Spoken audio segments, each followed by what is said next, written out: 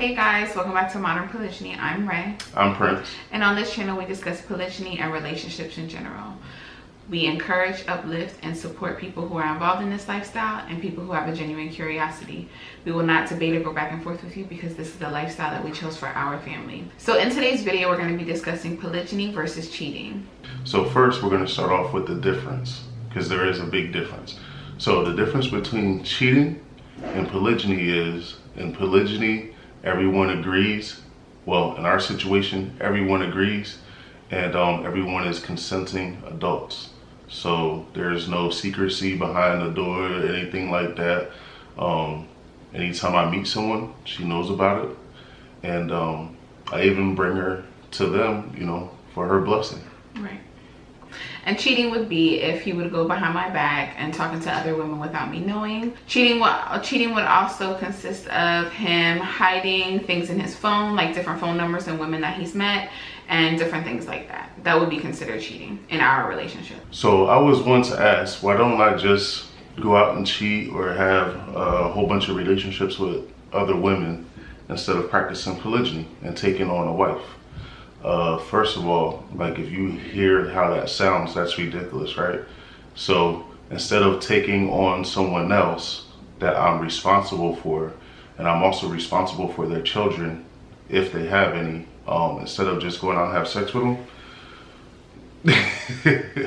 like, come on now, like, cheating and having sex is the easy part. Like, having sex is the easy part about this thing, right? Mm-hmm. So if this was just about having sex, everybody would be doing it. It's easy, right? But there's so much more into polygyny than just sex. Like, that is like the last part of it. Right. Honestly, like, there's so many things that you have to get through, and just vetting the right people that want to practice polygyny the way that we want to practice polygyny. Mm-hmm. Like, I believe we disclosed in another video that I do not have sex with women that don't have my last name. Like, until they make that commitment and we go through the whole ceremony and they change their last name to mine, there's no sex involved. So, once again, this is not about sex. And I think we get the comments all the time, like, all your husband wants to do is have sex with other women. And I think that if he wanted to just have sex with other women, polygyny wouldn't be something that he practiced, because he can go out tonight to a bar or to a club and find somebody and take them wherever he felt like taking them and have sex with them. I don't think that that comment even makes sense if you understand what polygyny is and what we're trying to do here. Right. And like, we've been doing this for 4 years now. In 4 years, I've only had sex with one other person besides my wife right here.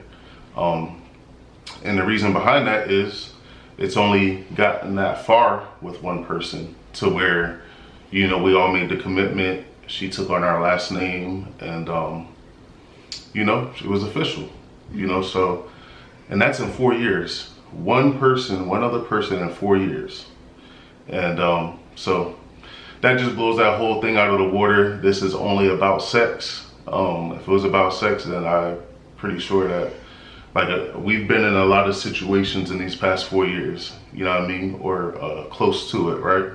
I've courted quite a few women over these past 4 years, and if it was just about sex, then, you know, we would have just got down to it and did that. So, a funny story, one of my partners had told me that if his wife told him that he could practice polygyny, he would probably stop cheating. And not for the reasons of being able to have another wife. He said that would take all the fun out of what he does. Like, it takes the thrill out of cheating. Like, some people, there's a thrill behind that, doing something that you're not supposed to be doing, the whole double life, the whole having some, you know, extra phones hidden and having to hide phone numbers, whatever. I guess that's fun to a lot of people. And of course, you know, I had my days where I used to do that too. I just got to the point where I'm a grown man, right? I don't have the time to sit around and have to figure out what lie I have to tell, what I told you before, and it's I'm a grown man now, and I'm in a situation where I don't have to do that. You know what I mean? So, but yeah, so cheating is easy. The sex is the easy part. That's easy. You can have sex with anybody without any real commitments, right? From the comments, I feel like I'm starting to see that a lot of people, they take their own personal tragedies or experiences and or their fears and try to put them off on other people. Like they try to put them off on us, right? So, and it's just funny, man, because it's like, you know, if you're a monogamous, I would never try to convince you to do otherwise. And if you practice polygyny, I would never convince you to do otherwise, right? But if someone chooses to live a certain lifestyle, right, I don't get what all the back and forth is about. Like, because it's not for you and you had bad experiences, you know, and like some of the people that are saying that are probably like single mothers. And people who practice monogamy over and over and over again. So if they're monogamous with a partner for 1 year, it doesn't work out. Then they're monogamous with a partner for 2 years and it doesn't work out. It's just a constant rotation of people in and out.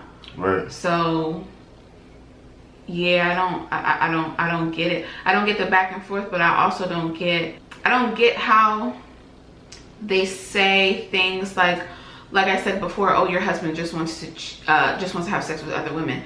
You must not have listened to the video.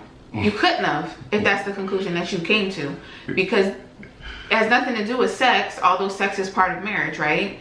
It has to do with him taking on somebody else as a wife and taking care of them and being responsible for them. So I don't quite understand where that comes in. Like, I feel like people really don't listen. They don't want to listen. They watch the video, come up to their own conclusion because they can't fathom that two people would come together and be okay with a lifestyle like this. So they come up with their own conclusions and then they try to comment on our videos or talk or email us or talk to us about what we're doing wrong or how we're supposed to be doing this when they obviously didn't watch the video. Right. And to chime back into what I was saying previously is there's nothing wrong with being a single mother, right? Mm-hmm. But it's like some people rather be a single mother than, you know, they rather be a baby mother than be someone's wife. And I feel like that's where the problem lies, right? But it's like, oh, well, their idea of being someone's wife, and you know, they're supposed to be the only ones, right? And I don't want you, so I'm not saying it for that reason. I'm just saying, like, you're trying to knock something, and you know, we're happy. We have children together. We're happy. Yeah. Everything's straight over here, and yeah, I don't get what all the back and forth is about. I don't get what the back and forth is about, but I also, with the whole single mom situation, I feel like if you're a single mom, this is probably a situation that you might want to look into, because it provides security and protection for you and your children. There's a lot of men that will say they will provide protection and security for you and your children, and then they cheat on you, right?